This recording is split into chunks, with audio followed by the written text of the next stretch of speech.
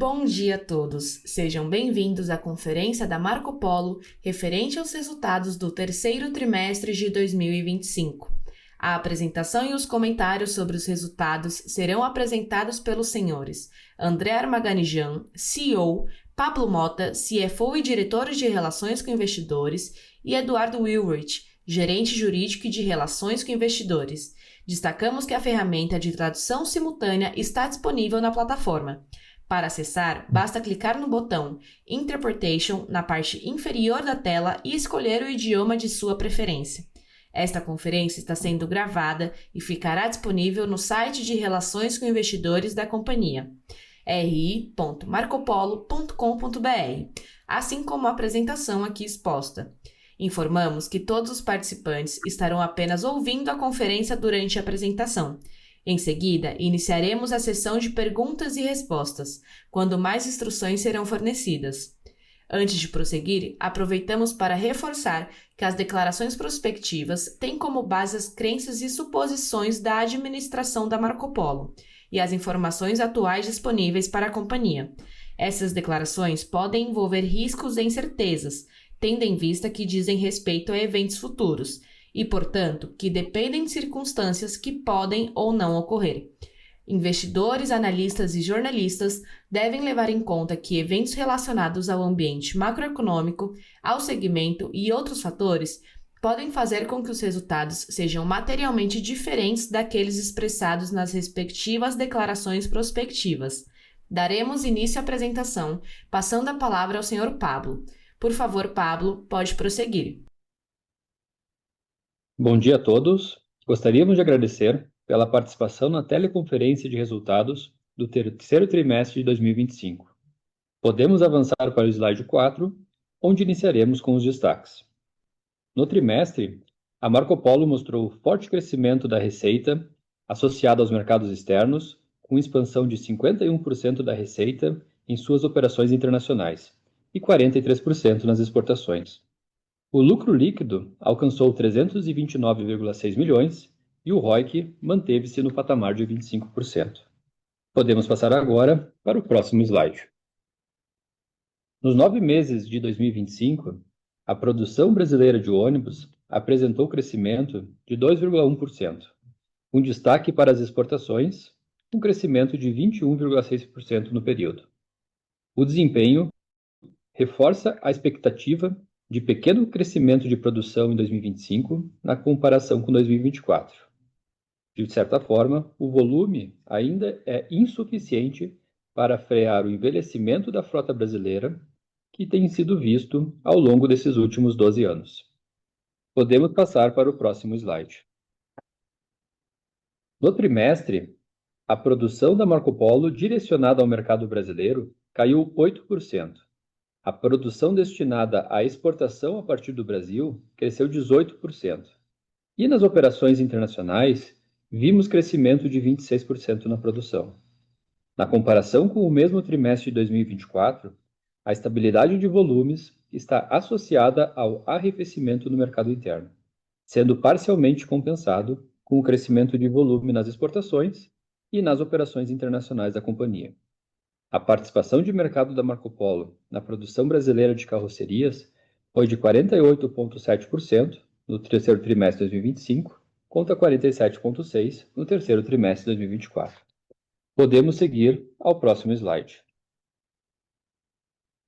A receita líquida consolidada alcançou 2,5 bilhões no terceiro trimestre de 2025, com maior participação do segmento de rodoviários, especialmente entregas associadas ao mercado externo, tendo a Argentina como principal destaque. A receita originada pelas operações de mercado externo, considerando as exportações e as operações internacionais, representaram aproximadamente 50% da receita líquida da Marco Polo, equilibrando a representatividade das vendas realizadas no Brasil. Podemos passar ao próximo slide. O lucro bruto consolidado do terceiro trimestre de 2025 atingiu 668,7 milhões, com margem bruta de 26,7%. O aumento do lucro bruto e a margem bruta estão associados à melhor performance das operações externas, a uma maior alavancagem operacional, bem como a captura de ganhos iniciais de eficiência em mão de obra. O EBITDA foi de 419,8 milhões, com margem de 16,8%, porém, foi afetado negativamente, de forma não recorrente, em 71,3 milhões, pelos resultados da coligada canadense New Flyer.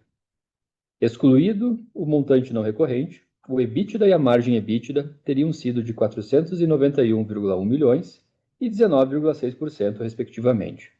O lucro líquido consolidado do terceiro trimestre de 2025 foi de 329,6 milhões, com margem de 13,2%, contra resultado de 335,7 milhões e margem de 14,5% no terceiro trimestre de 2024. Passo agora a palavra ao André, que falará sobre o cenário de mercado e as perspectivas para o restante do ano. Obrigado, Pablo. Bom dia a todos. Começamos falando sobre rodoviários. O crescimento das entregas nas nossas operações internacionais e exportações acabaram compensando o recuo do mercado no Brasil. O mix foi bom, mas inferior em termos de valor agregado ao que vimos no terceiro trimestre de 2024, mesmo que com evolução frente ao segundo trimestre de 2025. O quarto trimestre deve manter um bom ritmo de entregas, considerando a sazonalidade também positiva. Nos urbanos, estamos vendo crescimento sequencial de volumes, reforçando uma visão positiva para o segmento. O destaque foi as entregas recordes de carrocerias para ônibus elétricos nesse trimestre, com 64 unidades do Attive no Brasil. Para micros e volares, também tivemos a entrega de volumes interessantes, 631 unidades no trimestre, com micros ganhando relevância frente aos volares, em função da forte base de comparação estabelecida no volare no terceiro TRI de 2024. Seguimos na expectativa para a realização do próximo pregão do Caminho da Escola. Podemos seguir para o próximo slide. As operações internacionais foram o grande destaque do trimestre, com crescimento de volumes e evolução do mix de vendas na comparação com o terceiro trimestre de 2024. Mesmo com queda nos volumes entregues, a Volgren conseguiu expandir sua rentabilidade no trimestre. A carteira de pedidos consistente com produtos de alto valor agregado, incluindo elétricos, reforça o tom positivo para os resultados da operação australiana também em 2026. Em setembro, a Marco Polo promoveu o lançamento da família G8 no mercado australiano, com o modelo Paradiso G8 1300. A Metalsur manteve um bom ritmo de entregas de rodoviários de alto valor agregado no terceiro trimestre de 2025. A expectativa agora fica por conta dos reflexos na economia local em relação ao resultado das eleições realizadas no último domingo. A Polomex manteve uma visão mais cautelosa para 2025, mas projeta expectativas melhores para 2026 a partir da estabilização das discussões sobre tarifas com os Estados Unidos. A MAS apresentou crescimento de entregas e manteve resultados positivos, alimentando boas perspectivas para o final de 2025 e 2026, com destaque para o segmento de rodoviários. Podemos passar para o próximo slide.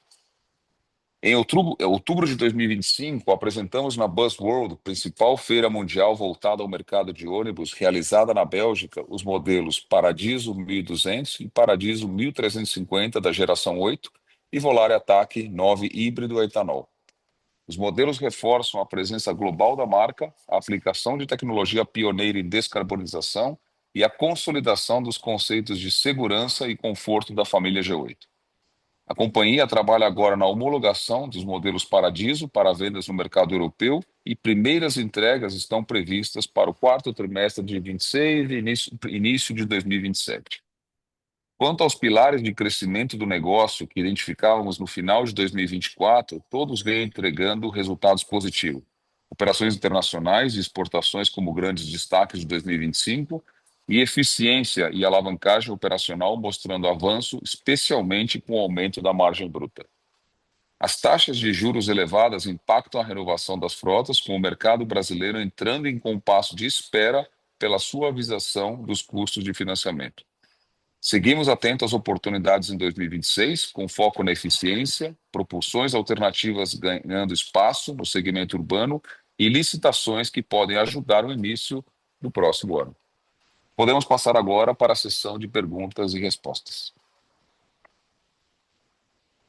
Iniciaremos a sessão de perguntas e respostas. Caso deseje fazer alguma pergunta, por favor, clique no ícone levantar a mão que aparece na parte inferior de sua tela.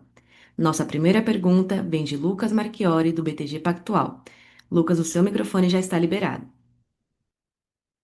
Tá ótimo. Obrigado, pessoal. Bom dia a todos. Dois tópicos também do meu lado. O primeiro, vocês poderiam esclarecer um pouquinho para a gente, pessoal? Ficou uma dúvida na leitura do release sobre a questão da contabilização do programa do Mover, né? E mais especificamente, né, o que que te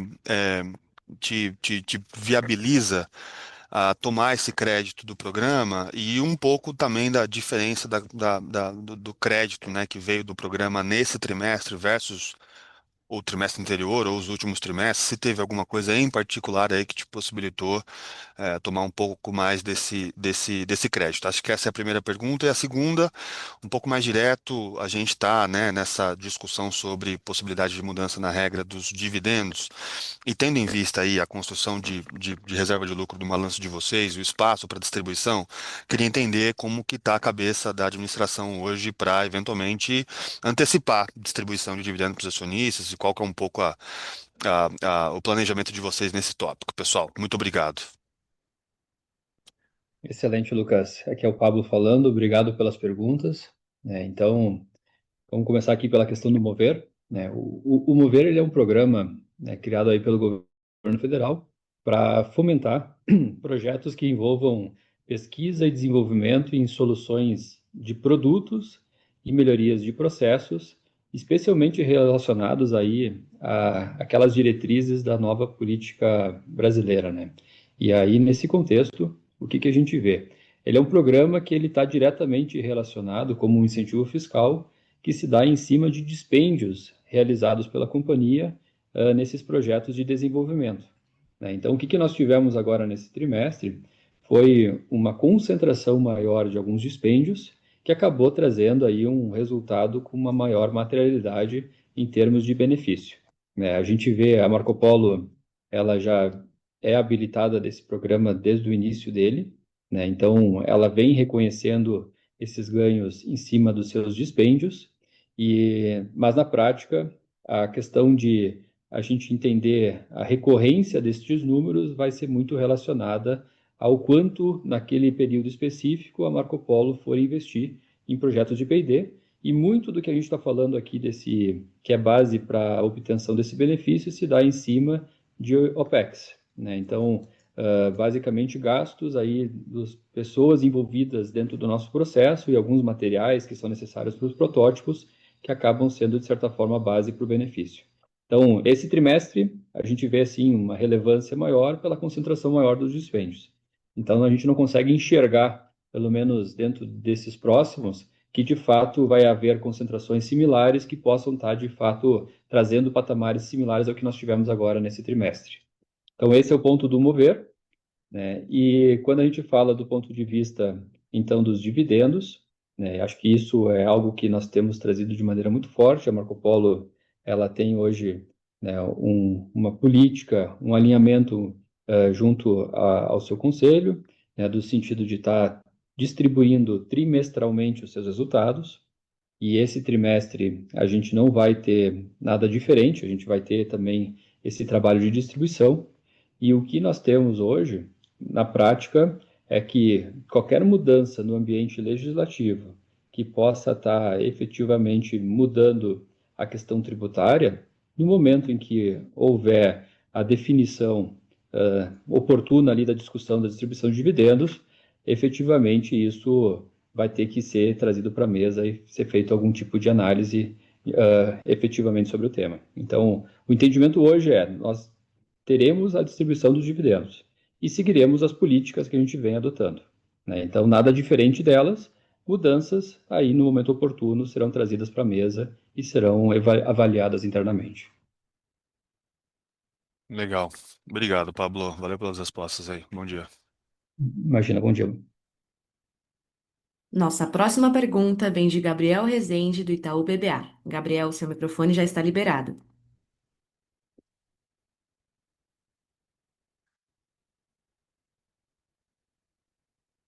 pelo espaço aqui. Vocês conseguem me ouvir? Te ouvimos, senhor. Opa. Bom dia, pessoal. Obrigado pelo espaço aqui. 2 pontos aqui do nosso lado do Itaú também. A gente está vendo uma reação forte no papel hoje e conversando aqui com os investidores, a gente entende que isso é principalmente reflexo de uma expectativa um pouco diferente versus o que foi reportado ali para a linha de receita no mercado doméstico, tanto entregas quanto receita. Então, se vocês puderem explorar um pouco mais esse ponto, só entender se, enfim, o número que a gente viu agora no terceiro TRI, em alguma medida, refletiu alguma entrega que escorregou do terceiro TRI para o quarto TRI, um descasamento versus o número das associações que a gente tem aqui reportados, como que eventualmente essa performance de mercado doméstico no terceiro TRI faz a companhia eventualmente repensar a performance do mercado doméstico para 2026. Então, se vocês puderem explorar um pouco mais esse ponto da demanda do mercado doméstico, para a gente seria ótimo. E aí, do lado positivo, né, a gente viu essa margem bruta recorde, patamar de 26,7%, entendo que foi a maior margem bruta já reportada aí pela Marco Polo. Se vocês puderem também explorar um pouquinho o que foram os principais drivers, como que isso deveria se comportar para os próximos trimestres, se leva a companhia aí a ter um otimismo um pouco maior com a rentabilidade para frente, também ajuda a gente. Obrigado. Perfeito, né? Então, começo falando um pouco aqui sobre a receita. Nós tivemos aí, de fato, uma receita que na composição, ela tem aí uma relevância, especialmente pelas operações internacionais e de fato, as nossas exportações. Quando a gente fala aí do mercado interno, né, acho que o que a gente tem efetivamente visto dentro de um cenário de curto prazo, realmente é taxa de juros, num ambiente onde tem sido mais desafiador para o próprio operador estar tomando decisões de grandes renovações, especialmente no cenário onde a gente começa a ver aí um cenário mais inflacionário, um pouco mais ajustado, um nível de empregabilidade ainda bastante elevado, e isso acaba fazendo com que o operador comece a enxergar um horizonte de médio e longo prazo, uma potencial aí redução de taxas, e isso acaba fazendo com que nessa tomada de decisão de mais curto prazo, isso tenha um impacto maior nessa tomada de decisão. Então, basicamente, esse é o cenário atual. A gente vê que isso, né, de certa forma, nesse trimestre também acaba trazendo aí algum impacto, mas de toda maneira, a carteira ainda dentro desse contexto de ano, ela é uma carteira bastante fortalecida, né? A gente já começa a ver, até em linha com aquilo que nós vimos conversando, uns veículos mais pesados concentrados agora nesse segundo semestre, o que acaba de fato aí também gerando uma margem e ajudando nessa margem em termos de efetivamente aí estar trazendo mais valor agregado para os nossos resultados consolidados. Bom dia, Gabriel. Em relação à questão da diferença no volume, quando a gente observa, tem algo como 150 unidades, 170 unidades de volume produzido a mais do que volume faturado, e isso é natural de um trimestre para o outro, né? Por isso que a gente sempre pede para se olhar um período um pouco mais longo de tempo. Normalmente esses volumes se compensam em 2 ou 3 trimestres, a gente volta a fazer toda a entrega daquilo que foi produzido e zero o número de novo. Então, a gente teve, por exemplo, no segundo trimestre de 25, um volume de entregas maior do que de produção. Agora, se isso se inverteu, eventualmente no quarto trimestre pode acontecer o movimento de novo de ter mais entregas do que produção. E é natural, por isso sempre olhar um período mais longo, acho mais interessante aí para acompanhar a receita.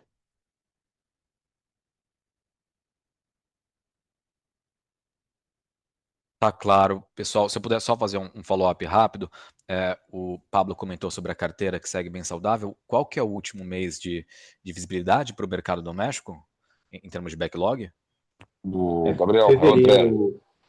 Desculpa, que nós não Vai lá. estamos juntos. Não, é fevereiro, a gente está falando uma média de 3 meses e meio de carteira, Gabriel, em todos os segmentos. A gente está praticamente com a carteira do ano fechada. A gente tinha uma questão de urbanos que está praticamente resolvida e uma carteira, uma visão de carteira de trimestre. E acompanhando 3 meses e meio. E acompanhando o comentário do Pablo e do Eduardo, né? O que a gente vê é claro, um mercado que ainda sofre impactos pela alta taxa de juros. Ela ainda não baixou. Lá atrás, no começo do ano, se previa uma baixa maior, isso ainda não aconteceu, o impacto, a gente sabe que grande parte dos financiamentos, das compras são feitas através de financiamento, mais de 90%, mas a gente vê aquele tema que a gente sempre traz para a mesa, né? A necessidade de renovação de frota, ainda com a idade média bastante envelhecida. Nas conversas que eu tive com os operadores e clientes, há um interesse realmente de fazer a renovação. Agora, claro, eles estão sempre cautelosos e olhando para o melhor momento para se fazer isso. E claro também, quando a gente olha para ano, né, a gente lembra que, e agora eu começo a olhar para 26, a gente lembra que esse segmento tem uma sazonalidade natural dele. Então a gente deve fechar um ano alinhado com as expectativas, e quando a gente olha para o próximo ano, o início de uma sazonalidade natural do segmento, de maiores compras acontecendo sempre no segundo semestre. Tá certo. Obrigado, André, Pablo, Eduardo. Nossa próxima pergunta vem de Kiefer Kennedy, do Citigroup. Senhor Kiefer, o seu microfone já está liberado. Tudo bem, pessoal? Bom dia, parabéns pelos resultados. Obrigado por tomarem aqui minha pergunta. São duas aqui do lado do Citi também. Eu queria explorar um pouco melhor essa questão do impairment ali da New Fly, pegar um pouco da visão de vocês. Acho que em grande parte já era esperado, né, pelos investidores, a empresa divulga seus resultados, mas eu queria pegar um feedback por parte de vocês aí sobre esse tema, né, justamente como tem sido lá as interações com a companhia, se tem algo adicional aqui para vir e para acrescentar, e também sobre o recall de bateria que eles anunciaram mais recentemente. Qual que é a visão de vocês sobre esse tema? E o segundo ponto, sobre os negócios internacionais, queria pegar uma cor melhor aqui sobre as principais geografias, né? Acho que principalmente aqui América do Sul, Austrália, especialmente a Argentina também, se vocês puderem comentar, né? Tem discussões mais específicas ali relativas ao governo, o que que vocês veem de tamanho desse mercado por lá, né? Que é a quantidade, talvez, de ônibus que poderiam ser renovados, eventualmente o market share da companhia na região. Óbvio que está tudo muito volátil por lá, mas qualquer cor adicional aqui ajudaria muito a gente. São esses dois pontos. Obrigado. Bom, Kefer, muito obrigado, um bom dia.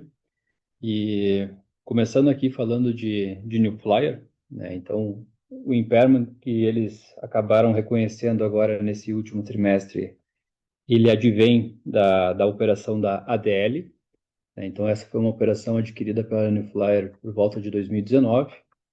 E a operação da ADL, ela, naquele momento, ela tinha um contexto bastante estratégico, pensando na internacionalização da operação da New Flyer.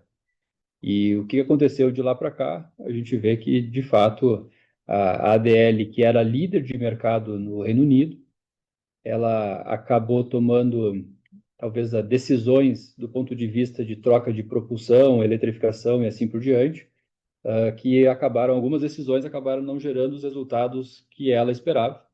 E dentro de um contexto onde as barreiras tarifárias do Reino Unido são bastante baixas, acabou se criando ali um espaço para a entrada do chinês no Reino Unido, e a ADL não teve ali talvez toda a capacidade de conseguir barrar, né, ou competir contra esse player chinês. E isso fez com que, de fato, ao longo dos anos, ela acabasse perdendo a sua relevância naquele mercado e, por consequência, né, o valor justo que se pagou pela companhia lá em 2019 não se sustentou, especialmente no que se refere ao goodwill. Então, isso acabou gerando mais recentemente esse impairment. Já tinha sido feito um impairment no passado, né, já baixando a expectativa de rentabilidade futura, mas agora teve um impairment um pouco mais pesado no balanço. Então, isso que refletiu agora nesse segundo trimestre de New Flyer, que nos impacta aqui no terceiro trimestre. Quando a gente olha, né, do ponto de vista aí desse recall de baterias que foi anunciado, a gente, claro, também teve esse acompanhamento. A gente acabou, de certa forma, ali também tentando buscar algum entendimento sobre esse tema. E na prática, o que no final do dia a New Flyer acaba fazendo? Ela é o integrador. Então, ela acaba na construção, ali na fabricação dos seus produtos, né, integrando de certa forma todos a cadeia de fornecedores e entregando a solução completa para o cliente final. E dentro desse contexto, né, se identificou aí uma falha né, no sistema de baterias, no barreamento deles, e isso, né, num primeiro momento, é um compromisso da New Flyer junto a esses clientes, né? Então, por isso da questão de ter ela anunciado, e por isso também no anúncio dela ter dito que isso poderia gerar provisionamentos materiais dentro das publicações que ela fará aí nos próximos dias. E aí, nesse contexto, o que a gente vê? Normalmente, em operações como essa, onde a empresa atua como integrador, ela possui contratos de back-to-back que permitiriam a ela recuperar algumas despesas que ela viesse a incorrer por falhas de defeitos ou qualidade na solução do produto, né? Então, aí, na prática, o que a gente vê é um cenário que deve estar ainda em discussão, né? A gente não tem detalhes, considerando que eles ainda não são públicos, mas que deve estar em discussão entre a New Flyer e os seus fornecedores, no sentido de estar avaliando quem vai estar assumindo aí a responsabilidade pelo custo total. Mas, num primeiro momento, é a New Flyer que vai estar efetivamente reconhecendo pelo compromisso dela como integrador, né, junto aos clientes. Fer, eu falo um pouco sobre as internacionais, obrigado pela pergunta. A gente está no momento, a gente, Marco Polo tem um market share muito importante em todos os mercados que a gente atua.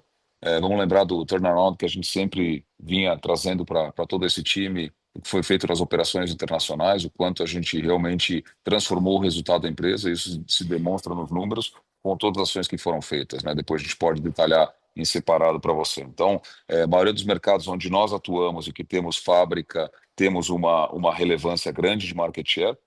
Isso acontece na Argentina, isso acontece na Colômbia, no México, um pouquinho menor, África do Sul, líder de mercado, Austrália também líder de mercado e crescendo.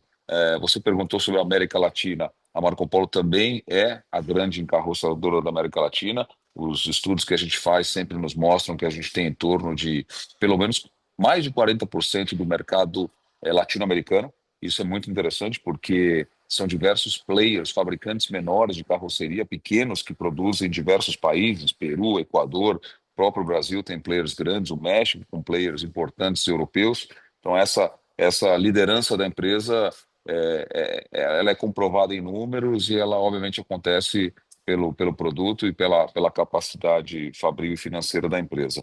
Nas internacionais, o que a gente observa? A Austrália, uma transformação, um turnaround importantíssimo. A gente tinha uma previsão de carteira um pouco menor esse ano que 24, que a gente observou que 25 acaba sendo um ano ainda melhor que 24. 26 também com um backlog importante de compras, de vendas, então a gente já vê um ano positivo para 2026 também. África do Sul, uma operação que ela vem crescendo no tempo, a gente preparou aquela operação para aumentar a sua capacidade produtiva e a gente também vem aumentando a liderança, né, em termos de participação de mercado. A gente observa que tanto a Austrália como a Austrália como a África do Sul, com o advento da pandemia, diversos encarroçadores se enfraqueceram, isso aumentou ainda mais a nossa relevância nesse cenário. O México, a gente observa um mercado um pouco mais cauteloso, principalmente pelas dúvidas em relação Estados Unidos, México, deixa os operadores um pouco mais cautelosos, mas a gente vê sim uma necessidade de renovação importante. A Colômbia, o mercado que está se mostrando melhor do que o que a gente previa, principalmente com uma venda maior de ônibus rodoviários. É um segmento, sim, que depende sempre do Transmilênio, que é um segmento importante de renovação e que não aconteceu esse ano, mas o segmento rodoviário foi a grande surpresa. E a China é uma operação menor, a gente tem usado ela como um piloto para a empresa, para desenvolvimento de novas soluções e ser um centro global de tecnologia, inovação e sourcing. E a Argentina, um mercado que foi também uma grande entrega por parte da Marco Polo esse ano, também consequência de todas as ações que foram feitas em anos anteriores. É um mercado importante em termos de renovação, principalmente de rodoviários, de double-deckers, e é um mercado que no segmento urbano também tem um represamento de compras importante. A frota está bem envelhecida, os fabricantes locais entregam uma capacidade que não atende toda a necessidade do mercado, mas o mercado ainda não acelerou o processo de renovação. E a gente sabe que no momento que isso for acelerado, a gente tem, sem dúvida, um crescimento importante do segmento urbano em específico. Então, de uma forma geral, o que a gente vê, e eu faço um último comentário, Kéfera, a gente fez recentemente um lançamento nosso na Europa, e a razão desse lançamento, claro, uma empresa global querendo expandir cada vez mais, está no DNA da empresa ser uma empresa internacional e em franca expansão, mas o que a gente observa é que nesse cenário global de encarroçamento, diversas empresas se enfraqueceram, como eu contei no caso da África do Sul e Austrália, e em outros segmentos, alguns fabricantes de chassis deixam de fazer carroceria e buscam encarroçadores fortes. Ali surge uma oportunidade para a Marco Polo se diferenciar ainda mais e ser a opção preferida, mais uma vez, com tecnologia, inovação, soluções de descarbonização e fortalezas no seu parque fabril e na sua capacidade financeira. Então, acho que esses pontos têm nos colocado no cenário internacional numa posição importante. Olhando para frente, Marco Polo é um dos players que tem uma grande oportunidade de se diferenciar como encarroçador, não só na América Latina, como no mundo. Obrigado. Boa sexta-feira para vocês. Obrigado, igualmente. Nossa próxima pergunta vem de Fernanda Urbano, da XP. Senhora Fernanda, seu microfone já está liberado. Opa, bom dia, pessoal. Bom dia, André, Pablo, Eduardo. Obrigada aqui pelo espaço. Primeiro, eu queria fazer um follow-up no mercado doméstico. Enfim, já foi discutido um pouco em outras perguntas, mas vocês já vinham, né, indicando no passado de uma tendência melhor para o segmento de urbanos, e a gente viu isso se materializando aí nesse trimestre com o segmento com crescimento sequencial.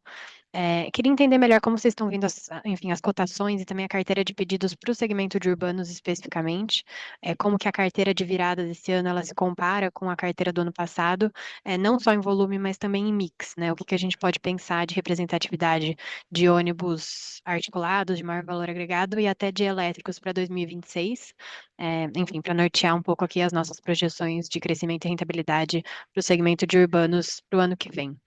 Essa seria a primeira pergunta, e uma segunda pergunta mais pontual. Queria ver se vocês teriam alguma atualização das questões de mão de obra de maneira geral, se isso segue um gargalo ou se está mais interessado, e também sobre a expansão da fábrica de São Mateus, como que está o ramp-up da produção de chassis, né, tanto de elétricos quanto do Volare, e se isso tem afetado de alguma forma o relacionamento de vocês com os principais parceiros, né, com as principais montadoras até então. Obrigada. Fernanda, obrigado pelas perguntas. Começando, sim, o que a gente observa, o segmento urbano, a gente vinha falando mesmo que existia uma boa oportunidade de melhora de mix, né, de venda de produtos de maior valor agregado. O articulado é um bom exemplo, e a gente tem negócios fechados que nos ajudaram no trimestre. Nós temos negócios já previstos para o próximo ano também. E o próprio elétrico, que a gente sempre comenta que tem uma entrega menor do que é prevista, mas tem uma perspectiva de cada ano ter um volume maior e mais importante que o ano anterior. Então, a gente já tem também na nossa carteira algumas entregas de elétricos previstas para o próximo ano. Aqui é sempre bom ressaltar que os anúncios feitos de conversão para eletrificação sempre trouxeram volumes maiores do que o que realmente tem acontecido, mas como a base é pequena, o que a gente vê cada trimestre, cada semestre, números melhores que os anteriores. Isso, sem dúvida, ajuda a nossa empresa. Olhando o cenário de carteira daqui para frente, eu comentei um pouco, a gente está com o ano fechado, a gente observa, de novo, e volta ao que eu falei na anterior, né, Fernanda, a sazonalidade natural do segmento acontecendo. Então, claramente você observa o segmento de rodoviários mais pesados, menos fortes no primeiro trimestre do que a gente vai ver no segundo semestre desse ano. Natural isso, a gente sempre fala sobre a venda mais aquecida em segundo semestre, e a gente vê como as grandes oportunidades, claramente, o setor de fretamento, porque sempre tem negócios de contratos novos em negociação, então isso é uma das nossas áreas de atuação, e o próprio urbano, que o urbano tem a necessidade de uma frota bastante envelhecida, e a descarbonização e as soluções de governo, os programas de governo, têm incentivado essa renovação. A gente vê um movimento muito grande, não só dos operadores, como das entidades, fortalecendo a necessidade de renovação e trazendo para debates e discussões temas justamente para acelerar esse processo de renovação. No primeiro momento, financiamento era um tema importante.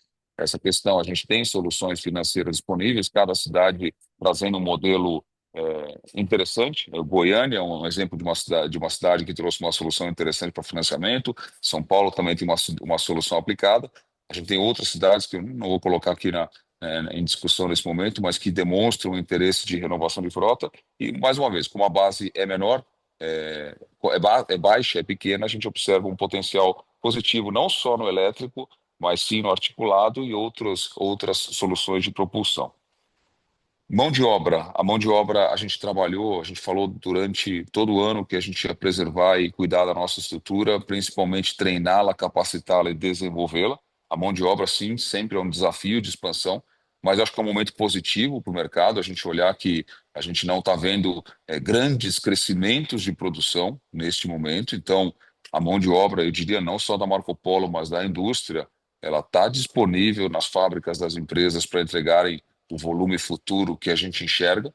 Então, ao contrário de anos anteriores, onde você via grandes picos de renovação, agora a gente tem visto, sempre falado, né, em crescimento mais orgânico, alinhado com o mercado, com sazonalidade mais bem definidas, com trimestres menores no começo do ano e maiores na segunda metade do ano, e a gente observa isso acontecendo de forma mais constante. Tá? Então, a mão de obra hoje disponível, ela tá preparada para entregar o que a gente precisa, seja no final desse ano, seja na previsão que a gente tem daqui para frente. A questão do chassi, nossa fábrica de São Mateus, sim, a gente falou muito em investimentos, investimos ali quase 260 milhões de reais nos últimos 2 anos. Foi uma grande expansão que a gente fez, não só na linha de chassis, que preparou a empresa para entrar nesse segmento, mas também para preparar o layout e melhorar a eficiência, a competitividade daquela operação. Então, não foi um investimento apenas na questão de chassi. Como é que os nossos parceiros veem? Claro, toda vez que a Marco Polo traz uma solução de chassi, ela aparece como uma concorrência natural para os players de chassis no mercado. Mas o que os números mostram, né, e acho que isso é o grande fato de toda essa evolução, é que a gente tem uma grande parte do nosso volume realmente sendo vendida através de outros fabricantes de chassis. Tá? O exemplo do elétrico, para mim, é um excelente exemplo, né, que foi exatamente onde a Marco Polo deu um salto para a fabricação de chassis com a solução elétrica, e a gente tem hoje mais de quase 1.200 ônibus vendidos elétricos no mundo, e a grande maioria desse volume, mas a grande maioria é com os nossos parceiros, não é uma solução própria. Então, nós temos soluções vendidas com chineses, com europeus, tanto em Brasil, México, Colômbia, Austrália. Então, acho que essa é uma demonstração que esse sistema ele vai continuar trabalhando na forma chassi carroceria, com as distintas soluções de chassis, e a Marco Polo, sim, com o movimento do chassi próprio, traz mais uma alternativa ao mercado. Mas eu vejo que todos os eventos, encontros e a relação diária do time comercial com os fabricantes de chassis é no sentido de mostrar isso. A Marco Polo não deixou de ser um encarroçador e não deixa de trabalhar com foco de ter na sua essência a oferta perfeita para o mercado em termos de carroceria. E essa carroceria pode ser bem complementada com as mais distintas soluções de chassis. Espero ter respondido. Se não respondi, por favor, complemente a pergunta. Tá respondido sim. Obrigada. Bom dia. Nossa próxima pergunta vem de Andressa Varotto, da UBS. Andressa, o seu microfone já está liberado. Olá, bom dia. Obrigada pela oportunidade, André, Pablo, Eduardo. Eu tenho dois pontos aqui também. O primeiro, né, gostaria de fazer um follow-up na questão de operações internacionais, especialmente a Argentina, que foi um mercado de destaque para esse ano, inclusive ajudando a compensar a queda das operações domésticas. E recentemente a gente teve alguma volatilidade ali relacionada a eleições. Eu queria saber o que vocês têm hoje de visibilidade de carteira para esse país. E também acho que as últimas eleições legislativas a gente viu um resultado que foi considerado positivo aí para o ambiente de negócios, e como que isso se reflete nas expectativas de vocês para o próximo ano lá na Argentina. Meu segundo ponto é referente à margem, né? Vocês destacaram que esse trimestre a gente teve um ganho de eficiência de mão de obra, né? Então, o que esperar em relação a isso daqui para os próximos trimestres? E também a questão da eficiência operacional, como conciliar essa questão com uma queda com a queda de volumes que a gente tem visto no rodoviário doméstico. São esses dois pontos. Obrigada. Perfeito, Andressa. Obrigado pela pergunta. Um bom dia. Então, vamos começar falando sobre a Argentina. A Argentina, historicamente, sempre foi um mercado muito relevante para Marco Polo.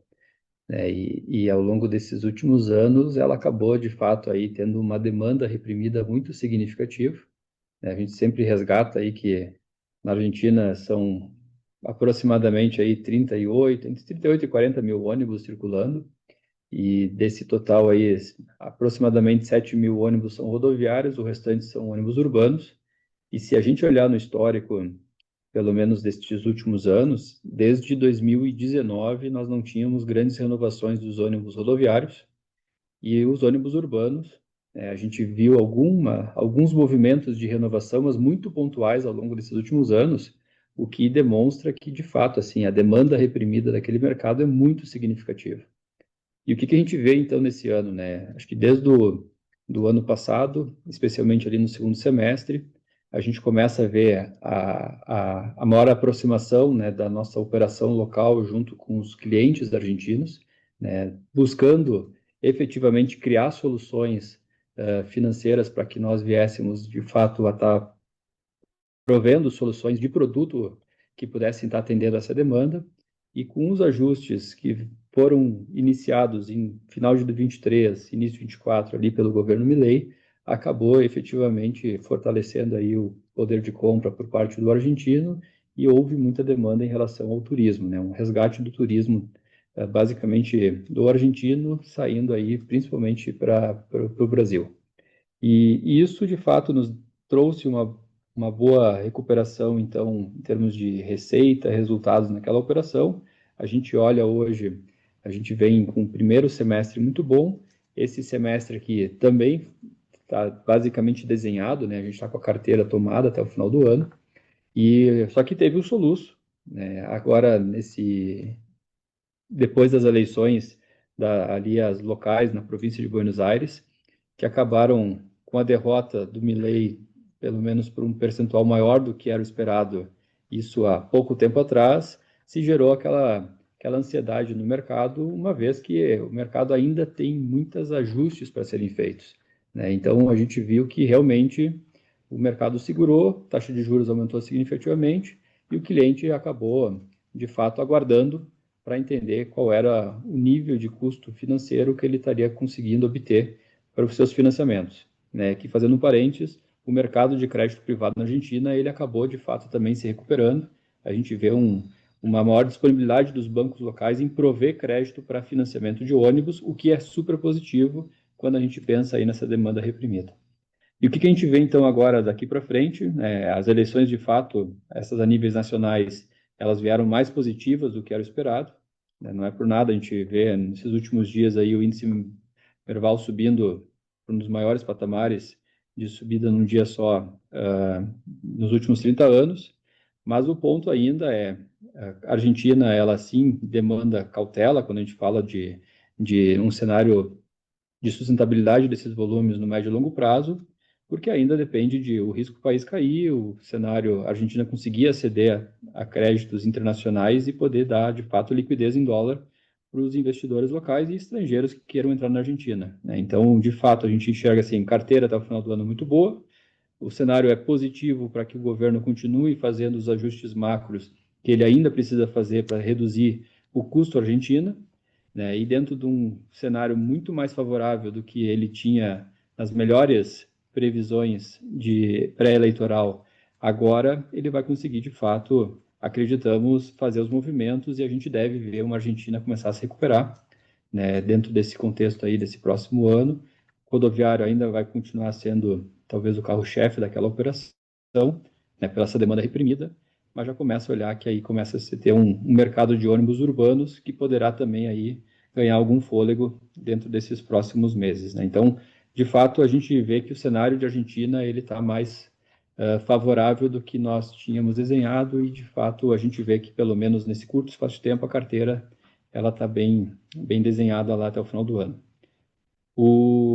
Falando um pouco de eficiência, eficiência a gente está num cenário muito alinhado àquilo que o André comentou há pouco, né, respondendo ali a Fernanda da XP, quando a gente falou de termos hoje o quadro que precisamos para rodar com a carteira que temos e também para uma carteira projetada, né, aí para o próximo exercício. Então a gente começa a ver que, de fato, quanto mais tempo a gente consegue manter o colaborador aqui conectado com a empresa, melhor é a performance, uma vez que é um produto que demanda um nível de conhecimento manual muito significativo em função do nosso alto nível de customização.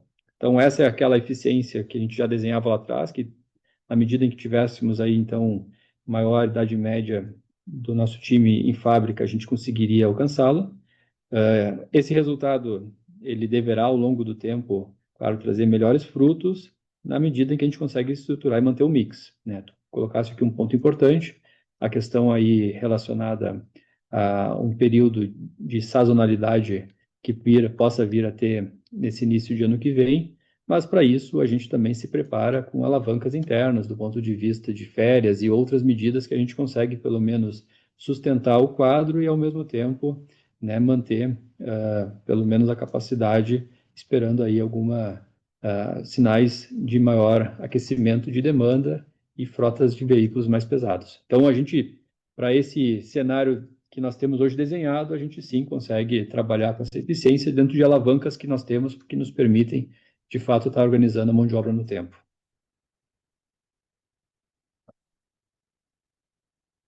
Perfeito, muito obrigada. Nossa próxima pergunta vem de Luísa Mussi, do Banco Safra. Senhora Luísa, o seu microfone já está liberado. Obrigada pelo espaço aqui. Se vocês puderem me ajudar a entender um pouco melhor a dinâmica de rodoviária no mercado doméstico nesse trimestre, principalmente em relação à precificação e mix ali, como foi a precificação nesse trio, mix versus o ano passado, né? E também qual que seria a visão de vocês, principalmente acho que de preço aqui para frente. Obrigada. Oi, Luísa.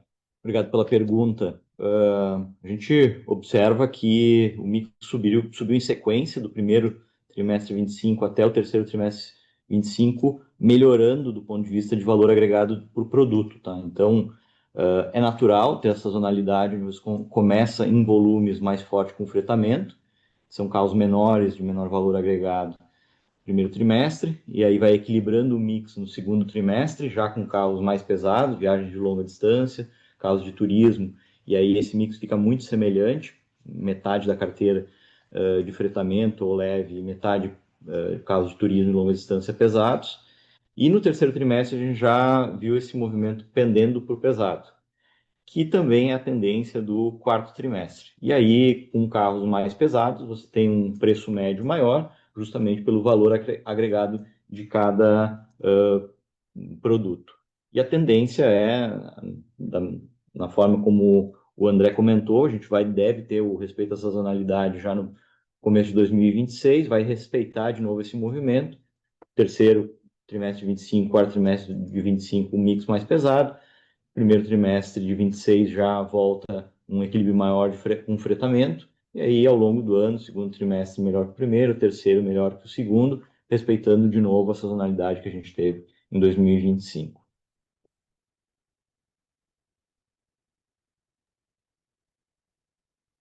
Boa, obrigada. Nossa próxima pergunta vem de Gabriel Tinen, de Santander. Senhor Gabriel, seu microfone já está liberado.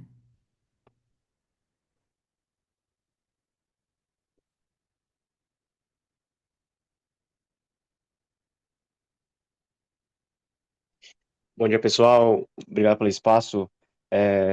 Uma primeira pergunta mais vinculada aqui, se vocês puderem comentar ainda sobre a sustentabilidade de volume do lado de exportação, né? A gente viu que a Argentina teve uma colaboração relevante, mas também ouvi sobre os outros países na América Latina, um pouco desse espaço aqui para exportação em linhas gerais. E o segundo ponto aqui, que vocês comentaram um pouco sobre oportunidade, né, de crescer no mercado europeu, homologação ali para vendas no quarto trimestre de 26 e eventualmente 27. Só entender um pouco as oportunidades que vocês estão vendo nesses mercados, um pouco mais sobre isso seria ótimo. Obrigado.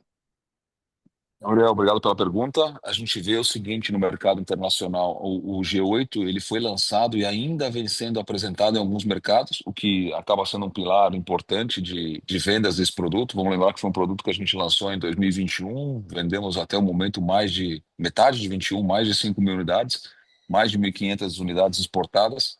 Foi sim um dos fatores da nossa virada como empresa pelo produto, pelo valor que ele entrega no mercado. Fizemos um lançamento recente dele na Austrália, fizemos um lançamento há pouco tempo na África do Sul. Então, ele é um produto também que está se expandindo no cenário internacional e será, assim, uma das razões de crescimento da empresa. A gente, sobre renovação de frota, sempre vem falando que todos os países estão com um processo tardio de renovação.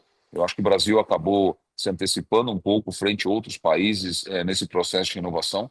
Então, a gente ainda vê bastante espaço, tá? A gente vê diversos mercados, fora aqueles que a gente já falou sobre fábrica, oportunidade de renovação na Argentina, oportunidade no mercado mexicano, no mercado que a gente tem uma concorrência direta, principalmente de europeus que têm bases produtivas ali. Nós lançamos também uma versão do Paradiso 1350 G8 naquele mercado. Então a gente vê mercados que foram bons esse ano, mas com potencial ainda de renovação. Estamos falando em Chile, estamos falando em Peru. Então tem diversos mercados que a gente enxerga essa oportunidade. E eu diria isso, tá? Os grandes fatores para tentar simplificar essa conversa os novos produtos e o valor que eles entregam, G8 sendo o grande fator de diferenciação, a renovação de frota, que é uma oportunidade de realmente continuar acontecendo, porque a frota se envelheceu em diversos países. E, por final, a concorrência, o cenário competitivo, onde a gente vê a Marco Polo saindo mais fortalecida do que os nossos concorrentes. Aqui não estou falando só de Brasil, estou falando em outros mercados principalmente, e dei exemplos durante a nossa fala de África do Sul e Austrália, mas a Marco Polo sai mais fortalecida que outras empresas nesse cenário, o que abre mais oportunidades de ganho de market share. Europa, a gente lança o produto agora para o mercado italiano e francês. A gente começa o nosso processo de entrada na Europa através da Volvo. Por quê? Porque a Volvo era uma empresa que produzia ônibus completo e passa a oferecer agora só o chassi e busca um parceiro forte de carroceria para a manutenção de market share que eles tinham no ônibus completo. Então a gente começou por esses dois mercados. Enxergamos outros mercados com oportunidade de expansão. O mercado de Portugal e da Espanha são dois mercados que valorizam a compra separada, chassi e carroceria. Então são mercados que nós também vamos trabalhar. E sempre nesse modelo de ter a solução preferida de carroceria, entender bem o mercado. O movimento foi feito nesse momento, é um movimento comercial. Nós não estamos falando em uma base produtiva instalada lá. Fizemos as contas para conseguir chegar competitivo nesse mercado. E é o início de um retorno à Europa, que é um mercado grande e que passa pelo mesmo cenário, né? Um cenário onde menos competidores trabalhando o lado da carroceria, entenda-se nesse exemplo o Volvo e Scania, que deixaram de produzir carroceria, e um represamento de compras. Hoje, a carteira de pedidos, a capacidade de entrega dos players que ali estão, já é para 2027. Então, acho que esse cenário de carteira longa e a saída de alguns concorrentes do segmento de carroceria nos motivaram a retornar ao mercado europeu depois de tantos anos e, claro, no mercado competitivo bem distinto do que era lá atrás.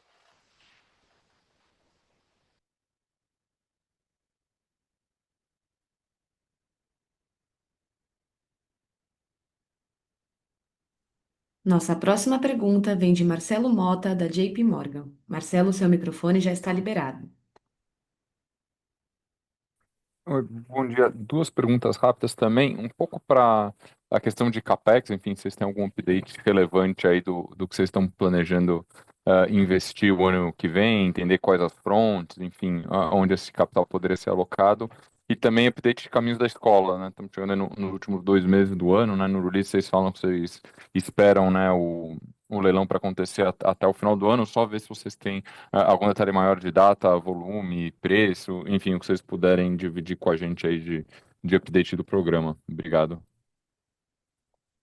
Bom dia, Marcelo. Obrigado pelas perguntas. Eu começo aqui falando sobre CAPEX, né? Então, o horizonte que a gente vem, de fato, compartilhando com vocês é que os investimentos da Marco Polo esse ano e no ano que vem se mantenham ao redor de 350 milhões, né? A gente está falando aí de um investimento em portfólio de produto, e uma série de atualizações de máquinas e equipamentos que a gente tem colocado em prática, buscando cada vez mais fortalecer a competitividade da empresa, né, dentro daquilo que é possível, dentro do nosso processo produtivo, trazer mais automação, trazer produtos que a gente consiga ter um nível de repetibilidade mais avançado e, claro, sempre pensando também em trazer soluções em tecnologias de materiais que possam efetivamente agregar valor, né, para os nossos clientes e conseguir sustentando aí efetivamente o nosso patamar de preços e margens em relação aos nossos produtos.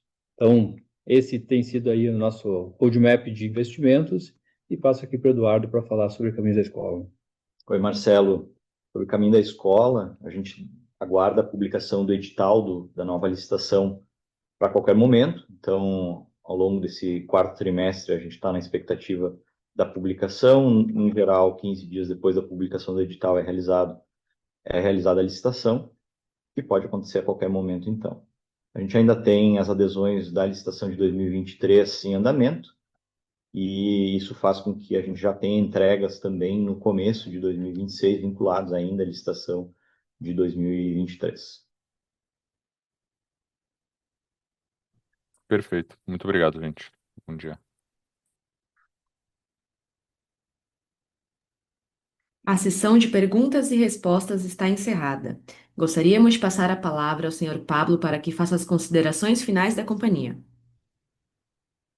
Bom, agradeço a todos pela atenção e pela presença na nossa conferência e aqui a gente se mantém à disposição e também disposto aí a estar conversando com vocês dentro dos nossos canais de RI. Então, muito obrigado e um bom final de semana para todos. A conferência está encerrada. Agradecemos a participação de todos e tenham um bom dia.